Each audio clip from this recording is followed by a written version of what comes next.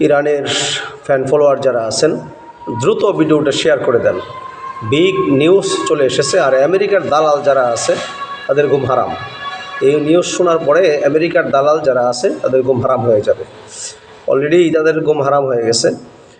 America তারা ইরানের চতুর্পাশে নৌ অবরোধ দিয়ে 32টি যুদ্ধজাহাজ তারা বিভিন্ন জায়গায় তারা রেখেছে।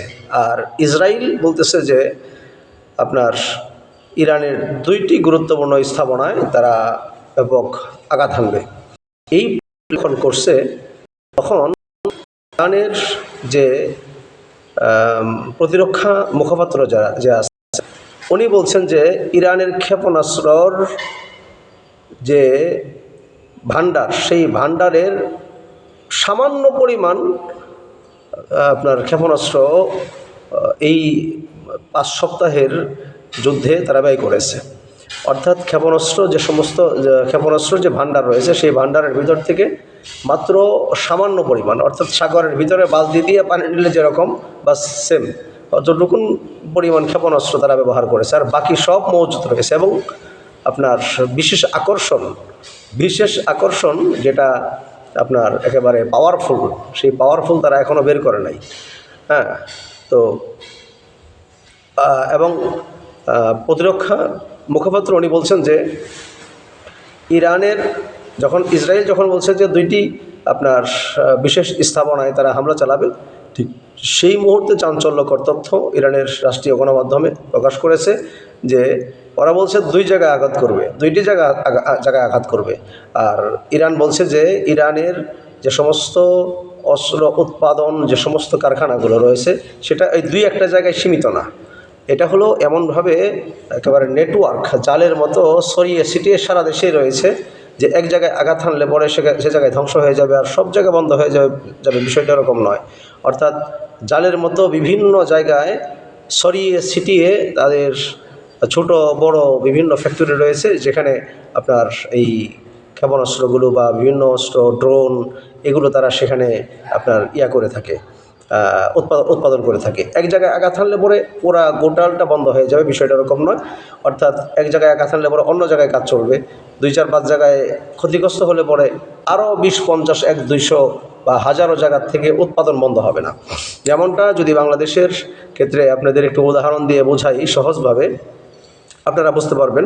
যেমন গত ফ্যাসিস্ট সরকার শেখ হাসিনার সময় যখন জুলাই আন্দোলন হয়, এই জুলাই আন্দোলনের সময় নাহিদ, সার্জিস এদেরকে ধরে নিয়ে আপনার ডিবি অফিসে নিয়ে তাদের ভয়ভীতি দেখিয়ে অস্ত্রের মুখে তাদেরকে বলতে বলেছে যে আমাদের সাথে সব সেটেল হয়ে গেছে, এগুলো সব বন্ধ করে দাও, বাস আর কোনো প্রয়োজন নেই, আমাদের সাথে সেটেল হয়ে গেছে, আমাদের ঝামেলাগুলো তারা মেনে নিয়েছে। বাস একটা আপনার এই স্ক্রিপ্ট লিখে দিয়ে তাদেরকে দিয়ে পড়ানো হয়েছে। কিন্তু তারা এই স্ক্রিপ্ট যখন এই ঝামেলার মধ্যে পড়ে তারা বাধ্য হয়ে তারা পড়েছে বা পড়তে বাধ্য হয়েছে, তো কিন্তু আন্দোলন থেমে যায় নাই। এই যে বিভিন্ন জায়গায় অমুক সমন্বয়ক, অমুক জায়গায় অমুক জেলার অমুক বিভাগের সমন্বয়ক, বিভিন্ন জায়গায় থেকে ক্ষুদ্রভাবে তারা আন্দোলন চালিয়ে গেছে না। প্রথম সারির যদি তারা ক্ষতিগ্রস্ত হয় বা আক্রান্ত হয় বা গুম হয় বা তাদের যদি কোনো সমস্যা হয়, প্রবলেম হয়, সেকেন্ড সারির যারা আছে এরা কাজ চালিয়ে যাবে। থার্ড সারির এরপরে ধীরে ধীরে কয়েকটা ধাপে কয়েকটি স্তরে কাজ চালিয়ে যাবে। এরকমভাবে ইরানের যদি 1-2টি বা 10টি জায়গায় যদি আপনার উৎপাদন কারখানায় যদি ক্ষতিগ্রস্ত হয় তাহলে কোনো অসুবিধা নেই। ইরান বলতেছে এরকম হাজারো জায়গা রয়েছে, হাজারো ফ্যাক্টরি রয়েছে, যে ফ্যাক্টরিগুলোতে প্রতিনিয়ত এই কাজ চলতেছে, রিকভারি চলতেছে, উৎপাদন চলতেছে, বিভিন্ন ধরনের কাজকর্ম চলতেছে। এজন্য চিন্তার কোনো কারণ নাই, ভয়ের কোনো কারণ নাই। সামান্য পরিমাণ অল্প কিছু মেশিনারিজ তারা ক্ষয় করেছে, শেষ করেছে, আর বিশাল বাকি বিগ একটা অংশ মেশিনারিজদের রয়েছে। এই জন্য ইরানের পাগলা ফ্যান ফলোয়ার যারা আছেন তারা দ্রুত ভিডিওটি শেয়ার করে দেন এবং একটু মন খুলে একটু স্বস্তির নিঃশ্বাস নেন। ইনশাল্লাহ ইরানের বিজয় ইনশাল্লাহ নিশ্চিত। কারণ আমেরিকা বর্তমানে তারা পালাবার জন্য পথ খুঁজতেছে, কী করে পালানো যায় সুতা খুঁজতেছে তারা।